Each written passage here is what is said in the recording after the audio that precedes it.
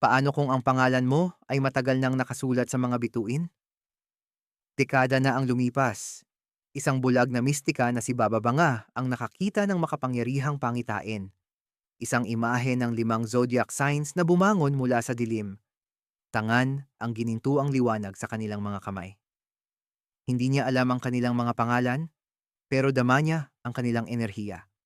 Matatag, determinado, at pinili. Ang sandaling iyon ay hindi lamang propesiya. Ito ay mensahe para sa Abril 27, 2025. Ngayon, habang nagkakahanay ang mga planeta, ang mga tandang minsang nakita niya ay tinatahak na ang kanilang itinakdang kapalaran. Isa ka kaya sa kanila?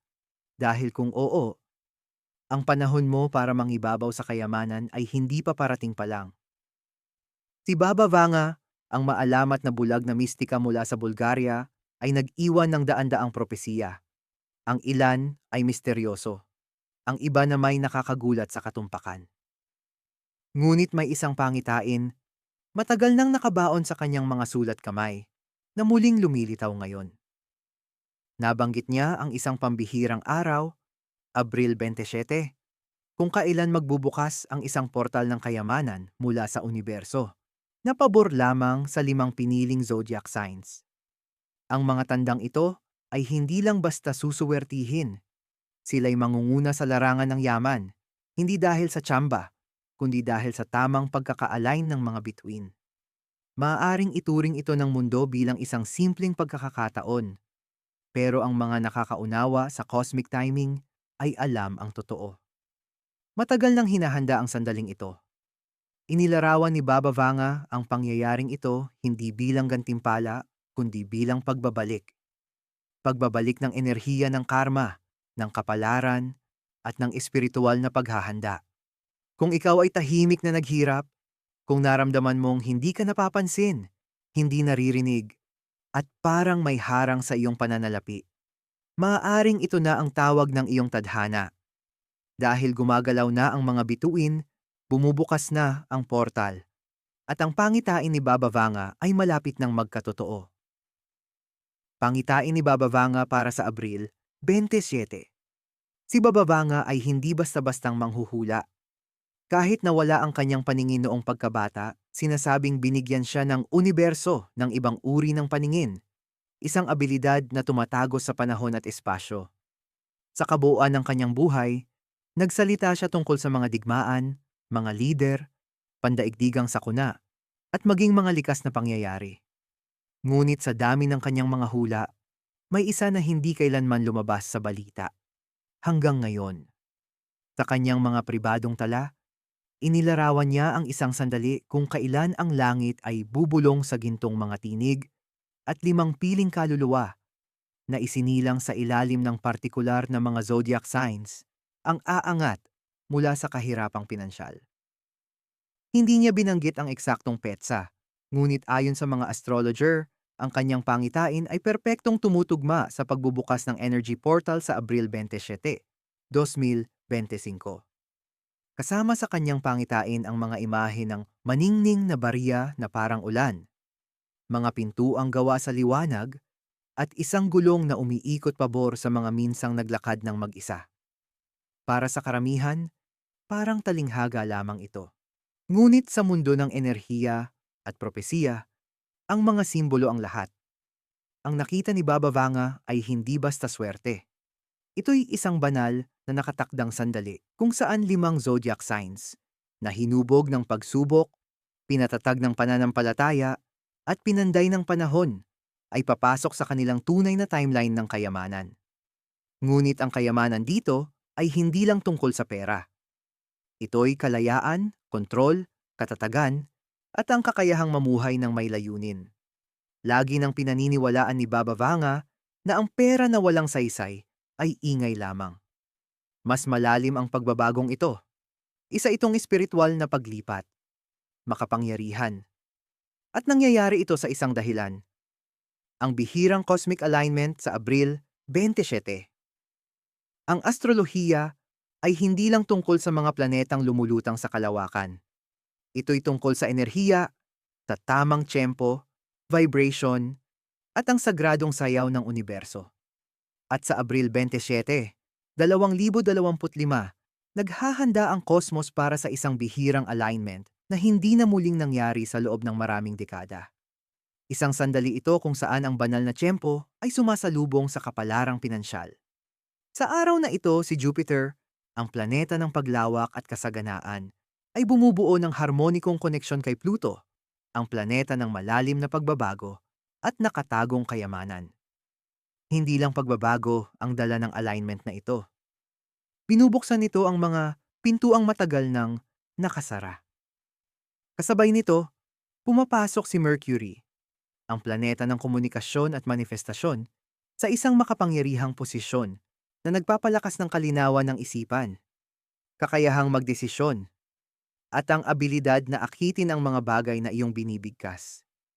Kapag pinagsama sa impluwensya ni Venus, ang tagapamahala ng pag-ibig at pera, ang Abril 27 ay nagiging higit pa sa isang simpleng petsa.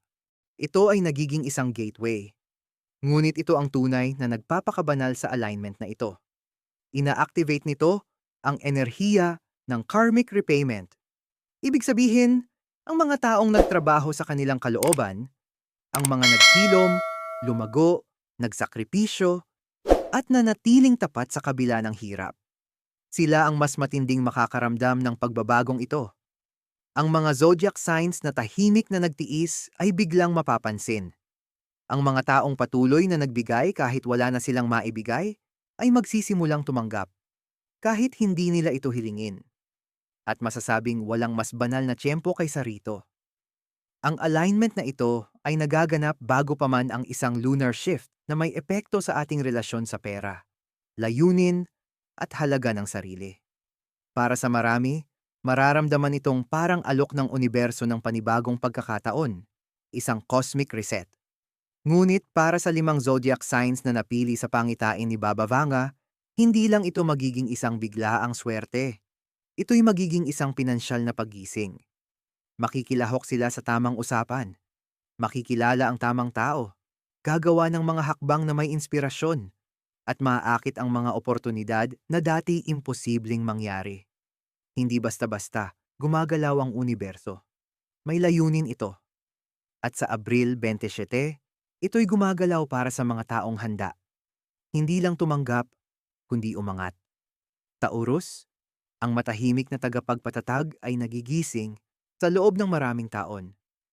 Tahimik na tinahak ni Taurus ang landas ng pagtitiis. Madalas siyang nakikita bilang matatag at maaasahan. At kadalasan, bitbit niya ang bigat ng iba habang itinatago ang sarili niyang mga pasanin. Sa likod ng kanyang kalmadong anyo ay isang kaluluwang matagal nang nananabik sa pinansyal na katatagan, hindi para sa luho, kundi para sa kapayapaan. Hindi naghahabol ng yaman si Taurus upang magpasikat. Hinahangad niya ito upang makaramdam ng seguridad, katatagan, at kontrol sa sariling kapalaran. At gayunman, para sa maraming Taurians, ang mga nakaraang taon ay tila walang patutunguhang pagtakbo. Dumarating ang pera, ngunit agad ding nawawala. Mga naudlot na oportunidad, naputol na pangako, at emosyonal na sakripisyo ang nagtulak sa kanila upang kwestiyunin ang kanilang landas. Ngunit ang hindi nila alam ay ito. Ang lahat ng hirap na yon ay hindi parusa, kundi paghahanda. Ang pangitain ni Baba Vanga ay malakas na naka-align kay Taurus sapagkat sa Abril 27, maa-activate ang second house ng kita at halaga para sa tandang ito. Sa pagsasanib ng enerhiya ni na Jupiter at Pluto, si Taurus ay papasok sa isang sagradong bulsa ng oportunidad. Hindi ito basta-bastang swerte, ito'y gantimpalang pang-cosmic para sa kanilang mahabang pagtitiis. Asahan ng hindi inaasahang mga daloy ng kita, mga partnership sa negosyo, malikhaing proyekto, o posibleng mana. Ang ilan sa mga Taurus ay sa wakas makakagawa ng matapang na desisyong pinansyal na dati ay kinatatakutan nilang yakapin.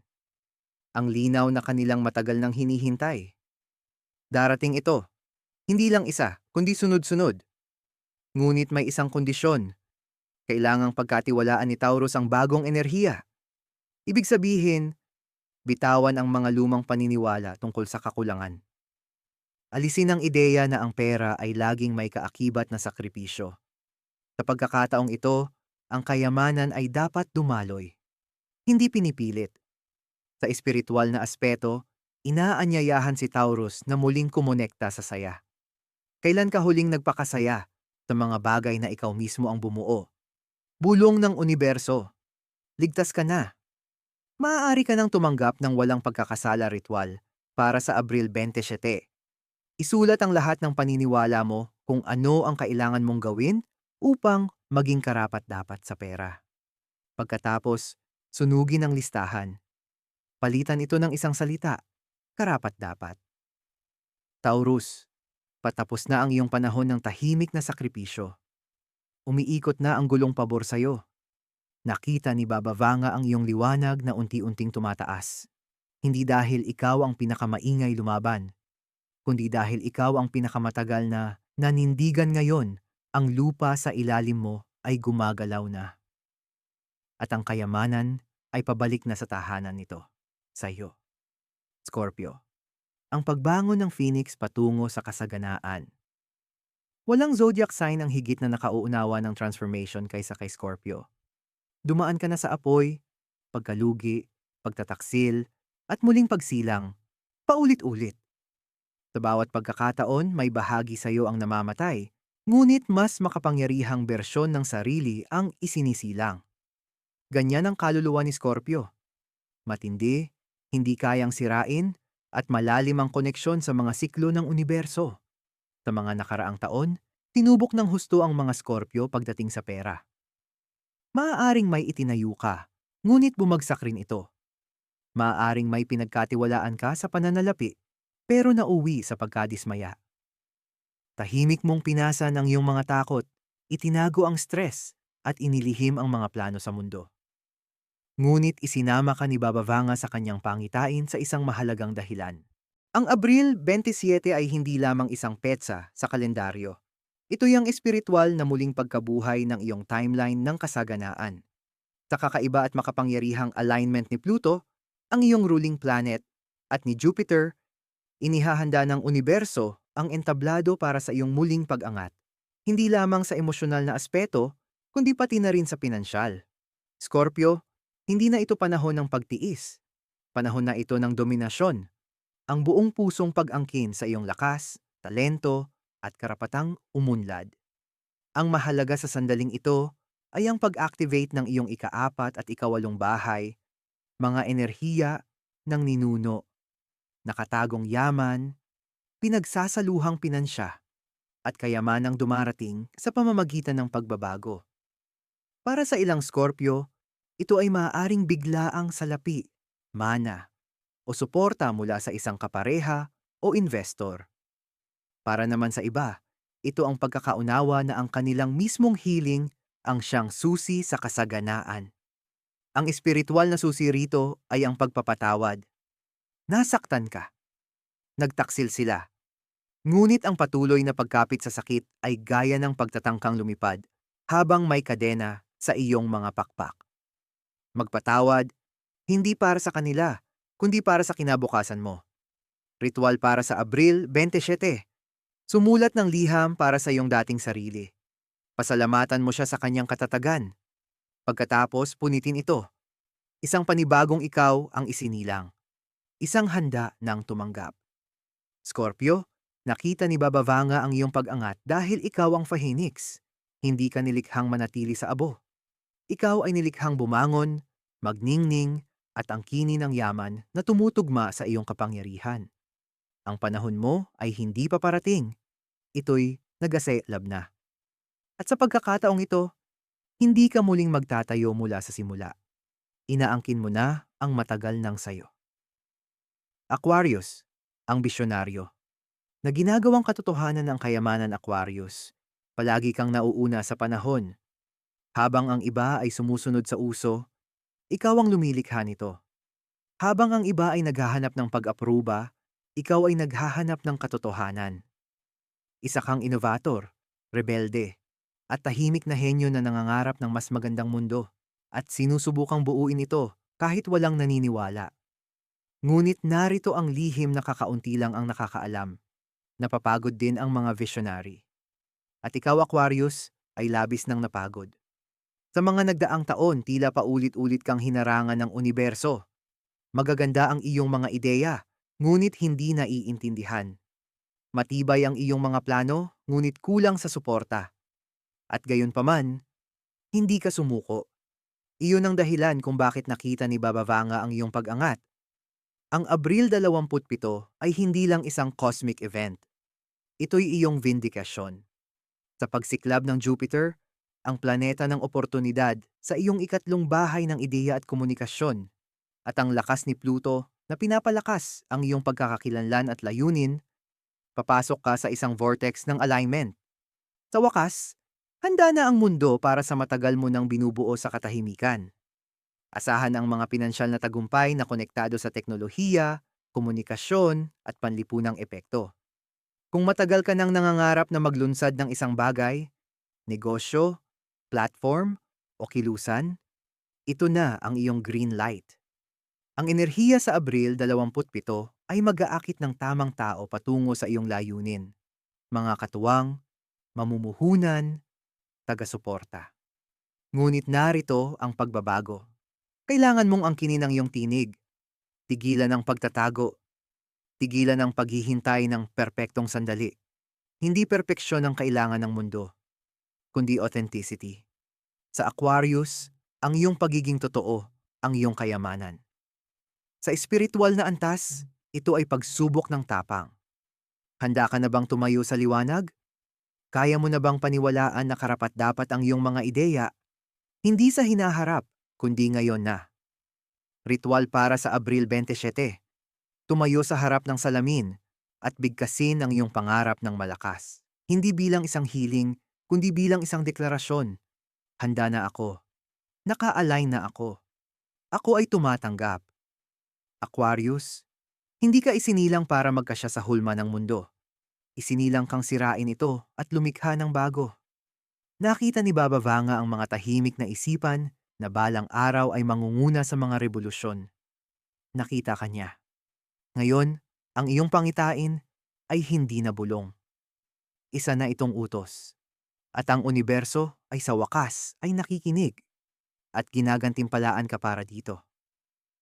Libra, ang tagapagbalanse ay nagiging magneto ng kasaganaan. Libra, isinilang ka upang magdala ng armonya sa gitna ng kaguluhan, upang makita ang magkabilang panig, upang maunawaan ang katahimikan sa pagitan ng alitan at kapayapaan. Ngunit sa likod ng iyong banayad na likas na ugali at marilag na presensya ay may katotohanang kakaunti lamang ang nakakapansin. Mas marami kang isinakripisyo kaysa sa iyong inaamin. Sa loob ng maraming taon, inuuna mo ang iba, pamilya, kaibigan, minamahal, maging katrabaho. Paulit-ulit kang yumuko para magbigay daan, ngumiti sa kabila ng sakit, at pilit mong pinanatili ang balanse kahit na unti-unti kang gumuho sa loob. Lalo na pagdating sa pera, madalas mong isinantabi ang sarili dahil sa takot, katapatan, o dahil pakiramdam mo'y iyon ang makatarungan. Ngunit hindi ka nakalimutan sa pangitain ni Baba Vanga. Nakita niya ang iyong tahimik na pagtitiis. At sa Abril 27, sa wakas ay ikakiling na ng universo ang timbangan pabor sa iyo.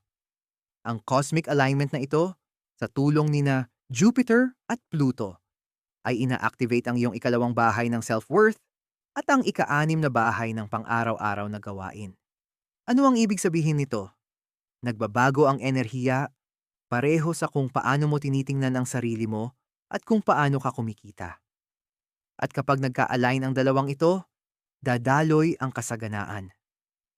Libra, ito na ang panahon upang bawiin ang iyong tinig pagdating sa usaping pinansyal. Kung ikaw ay matagal nang nagtatrabaho sa katahimikan, hindi napapansin, o kulang sa kita, magbabago na ito. Promosyon, biglaang kliyente, hindi inaasahang pagkilala, o matagal nang dapat natanggap na biyayang pinansyal. Lahat ito ay posibleng dumating. Ngunit narito ang mas malalim na katotohanan. Kailangang tigilan mo na ang paghingi ng paumanhin sa kagustuhang magkaroon ng higit pa. Mas maraming kalayaan, mas maraming seguridad, mas maraming respeto. Walang masama sa pag-angkin ng iyong pinaghirapan. Hindi ka hinihiling ng universo na agawan ng iba. Hinihiling nito na huwag mo nang isuko ang sarili mong kapangyarihan. Sa espiritual na aspeto, ang aral mo ay tungkol sa boundaries. Hindi makakapasok ang kasaganaan sa buhay kung palagi kang ubos sa pagbibigay. Ritual para sa Abril 27. Isulat ang 3 bagay na ginagawa mo na ubos ka na, pero para sa iba. Pagkatapos, isulat ang 3 bagay na ginagawa mo para sa sarili mo.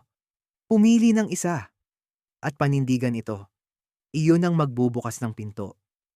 Libra, nakita ni Baba Vanga ang kagandahan na bumangon mula sa katahimikan. Ikaw iyon. Nakita niya ang isang pusong labis na nagbibigay. Sa wakas ay mapupuno na. Hindi na laban sa iyo ang timbangan. Ibinabalik na ito ng mga bituin sa tamang balanse. At sa pagkakataong ito, ang kasaganaan ay hindi na hihingi ng pahintulot. Hahanapin ka nito dahil handa ka ng tumanggap, Aries. Ang mandirigma ay bumabasag. Patungo sa kayamanan, Aries, hindi ka kailanman naging tipo ng taong naghihintay ng pahintulot. Sumusugod ka.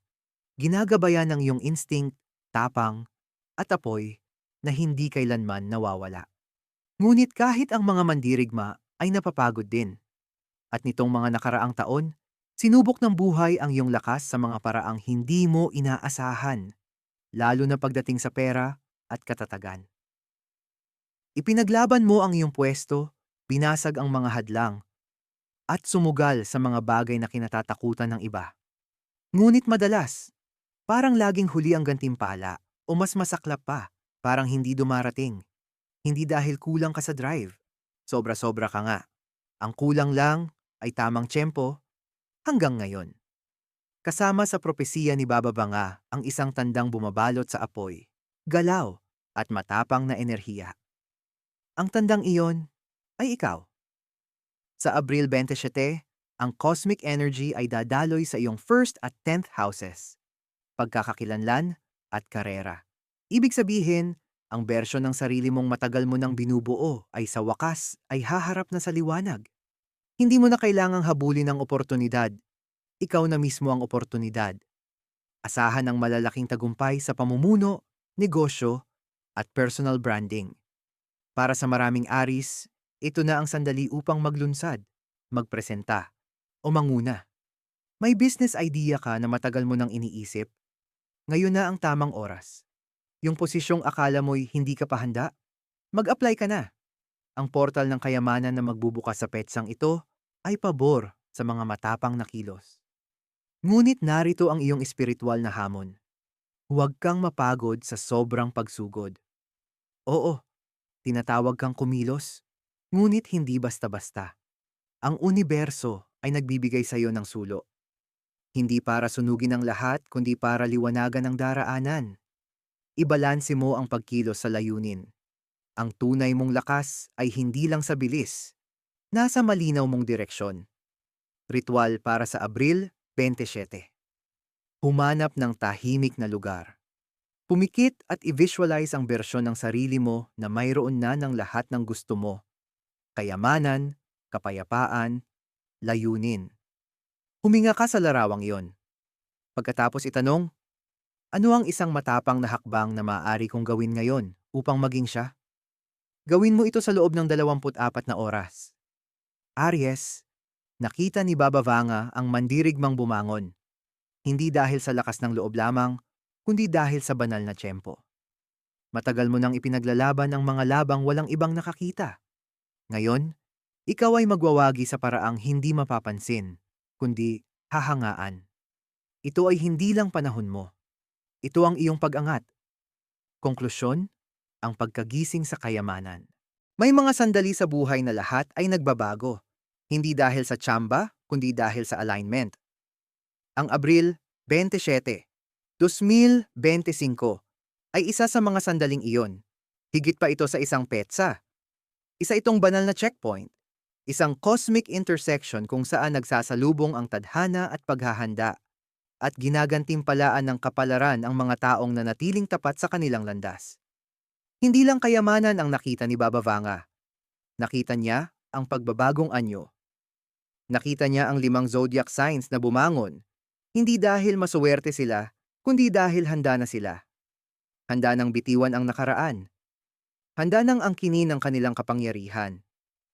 Handa nang lumakad sa pintuang ngayon ay binubuksan na ng universo. Taurus, ang tahimik na tagapagtatag. Scorpio, ang muling isinilang na phoenix. Aquarius, ang mapanlikhang bisyonaryo. Libra, ang tagapagbalanse na ngayoy magneto ng kasaganaan. Aries, ang walang takot na mandirigma. Bawat isa sa kanila ay may dalang kakaibang lakas. Ngunit iisa ang bagay na pinagsasaluhan nila. Hindi sila sumuko. Kahit pa lahat ng nasa paligid nila ay nagsasabing dapat na nilang bitawan ang laban. At yan ang tunay na ibig sabihin ng portal na ito. Hindi lang ito tungkol sa pera. Ito ay tungkol sa alignment. Ang panloob na pagbabago na nagpapahintulot sa panlabas na biyaya na matagpuan ka. Kaya kung isa ka sa mga tandang ito, pakinggan mo ito. Ang paghihintay mo ay hindi nasayang. Ang pakikibaka mo ay hindi binalewala. Dumating na ang iyong sandali. Hayaan mo ngang Abril 27 ang araw na maalala mo kung sino ka talaga. Hindi isang taong umaasa lang sa pagbabago, kundi isang nilikhang nakatakdang manguna sa pagbabagong iyon. Ibuka ang iyong mga palad. Ibuka ang iyong puso. At buong tapang natahakin ang landas patungo sa kayamanang matagal nang itinakda para sa iyo.